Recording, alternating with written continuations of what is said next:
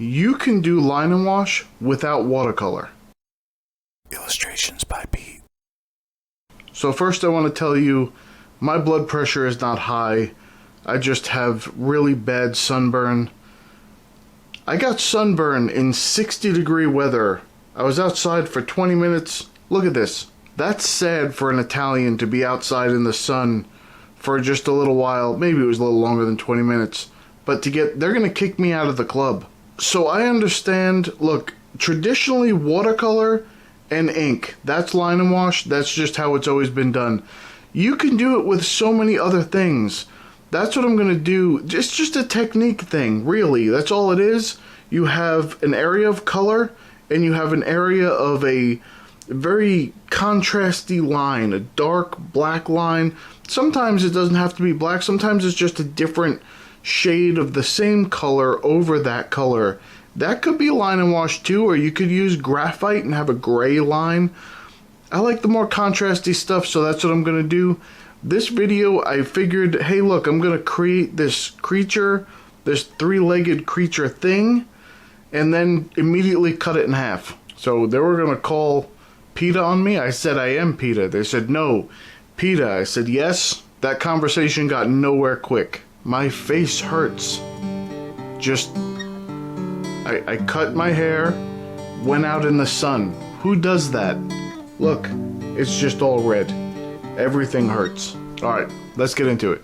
Okay, so it was more like 3 hours that I was outside. We went to this little fair that they were having. It was a spring fair, and we wanted to go and meet my in-laws and nephew. And we went there, and everything was nice. It was wonderful.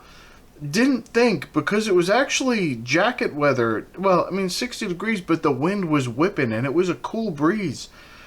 I thought I had a jacket on. I thought, okay, it was a little bit cool. Nope, the sun got me. Let that be a lesson to everyone else. Don't ever listen to me. And now, for some advice. So I'm approaching this the same way I would any kind of line and wash if I was using watercolor. I'm going to put some color down first.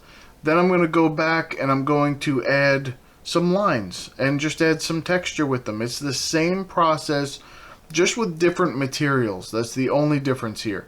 And of course here, I'm using the Crescent Render book because that it doesn't go through, and you can actually mix that ink right on top. Those markers mix beautifully right on top of the paper if you want to do anything extra to them. So very sturdy paper, doesn't pill, never tears up, and you could just layer as much marker as you want on there. Okay, so I hope you don't mind. I want to build on something I was talking about in the last video, and if you have not seen that yet, there will be a link down below for that for you to go back there and catch up on the conversation. But basically, the thing that I wanted to focus on this time was the secret to staying motivated to create art. Now, there's something about intelligence and the way that it's weighed. You're lied to your whole life. It gets to me. Don't worry, this is relevant to the conversation. I'm not going off topic yet. Just bear with me for just a moment. So, I remember it was around, I think it was like late junior high or high school or somewhere, like early high school, somewhere around there. They start giving you these tests. They're devised to tell you how good you are at certain things and then what you suck at also. Basically, that's what they do. And they lie. Look, if there was one thing that I know I was good at in school besides not being in the right class at the right time, I eventually made it. Just no one else was there. That's a different story. Never mind that. So I was good at understanding arguments and refuting key points in the argument, which pissed off a lot of teachers to no end. It's not because I knew more about the subject than they did. I just knew that many of them really were just regurgitating the information they were told to tell me.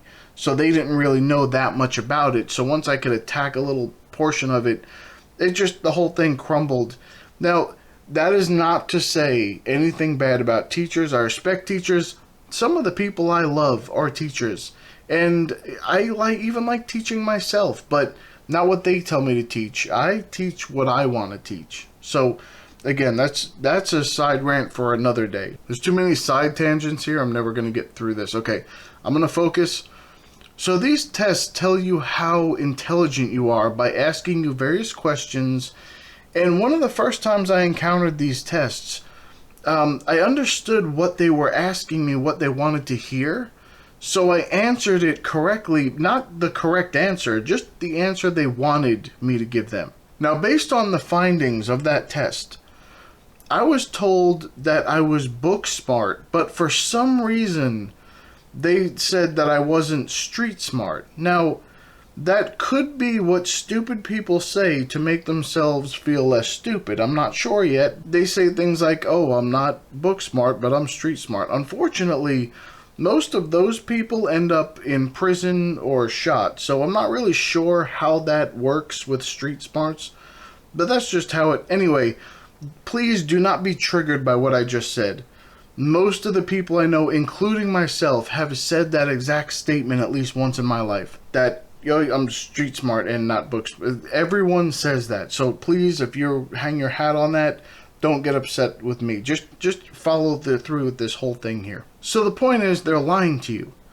They're trying to make you feel stupid or not book smart if you perform badly on a test or you don't repeat the information in the exact way they want you to. But no matter how you did on these tests, if I talk about a subject that you are familiar with, then you're probably going to be book smart about that subject. You probably would have tested very different if those were the questions on that test. And everybody has that area in their life where they know about.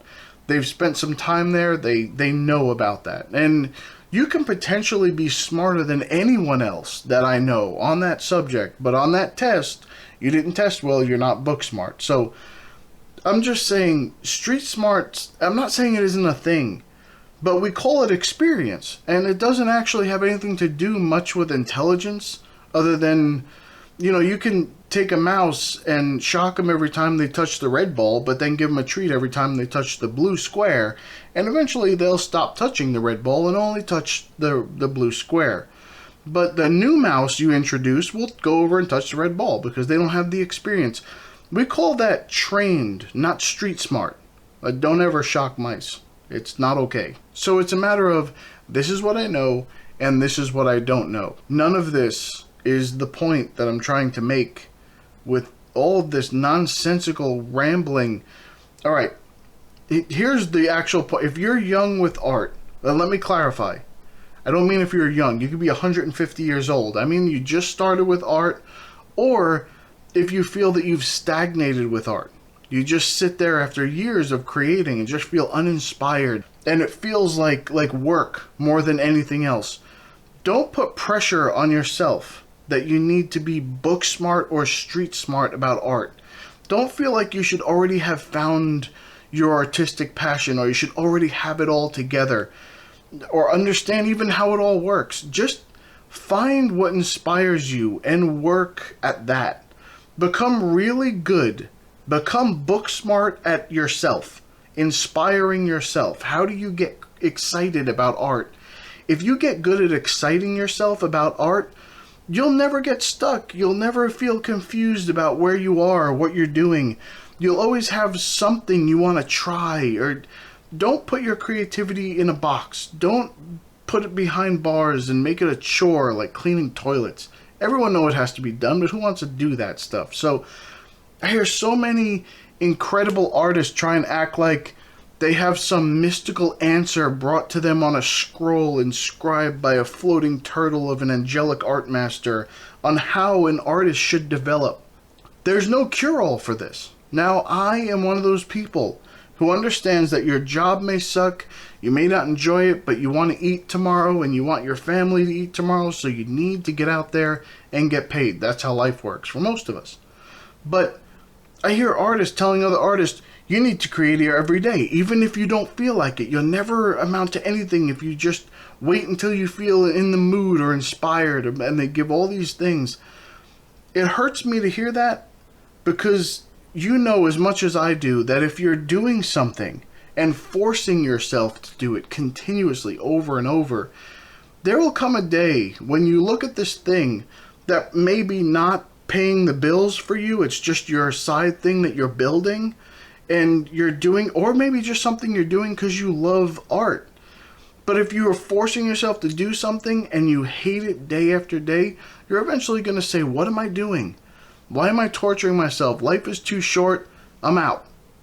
And instead, I would suggest that you switch something up. So if that thing is getting to you, but you still want to improve, it's fine to stick with it, but break it up a little bit with some other stuff. Find another medium or a subject or a style that gets you excited. I'm telling you, if you get really good at finding ways to inspire yourself to create, you'll never feel like that. Or at least you will hardly ever feel like that. In my opinion, that is the secret to improving your art and staying motivated to create. That's what you do.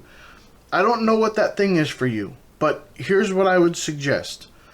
I would try experimenting with new mediums. So if you're a watercolor artist, but you feel like, man, I'm not really improving or I'm not really going anywhere, try colored pencils, try acrylics, or mix your mediums. Start with the watercolor and then add some colored pencils over the top to give the final result. Or maybe you could change up your subject. Instead of portraits or caricatures, or you try landscapes, or go to botanicals or wildlife. Maybe try a different style even. If you do realism, try like a loose abstraction or just doodle art. Just try that for a while.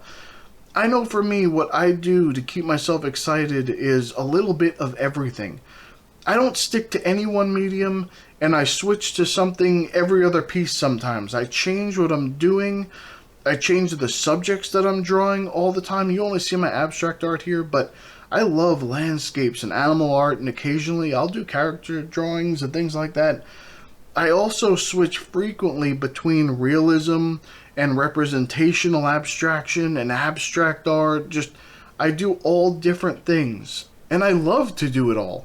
Now, how do you go about that? Well, just a warning, don't overload yourself with art and just scroll through hundreds of drawings and paintings. But what I do is I do look at artists that I enjoy, and I try to study a piece or a style that they have until something pops out at me. Then I try to recreate that in something that I'm doing. And then I try to design a piece around that idea. And then I may even move on to, okay, this is the concept. Now I'm going to create something all my own that uses this characteristic. It gets me going. It's like, oh yeah, okay, I can do that. I like that. That looks good. And I try it. And sometimes I don't even know where to start. So I just throw a couple of random lines on a page and I build the whole concept off of those lines. Just a few here and there. You've seen me do that before, definitely, on this channel. If you've followed any of my stuff, most of it is just lines I throw on a page first and then I build something off of it. So sometimes it works, sometimes it doesn't. I could always try again, or if it doesn't work, figure out a way to take that to the next piece. If I finish something like that didn't really work out the way I wanted to, but I like how this happened, and take it to the next drawing. That's just what I do. So there are an endless number of artists who have created, so I have an endless amount of inspiration to pull from. So go get yourself excited about art and let me know how that goes. I'm telling you, if you can keep yourself excited about creating, it's so much easier to sit down and do it.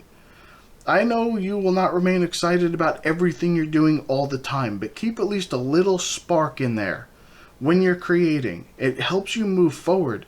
Okay, now I know I was talking about this a little bit in the other video. Did anything that I said at the beginning mean anything about what I said at the end? It made sense. It did at the time. I'm not sure though. I'll let you be the judge of that. So to tie it all together, thumb up the video if when you were 13 you looked at something in school and said, I'll never need this stuff, and you were right. I mean, I've never come across a problem in my life where I needed to know that a Baloo was a bear, or that wuzzle meant to mix. And I've never called a young man a yonker, but I'm sure if I did, he'd probably hit me. Okay, I'm gonna go, and I'll see you in the next one. Bye.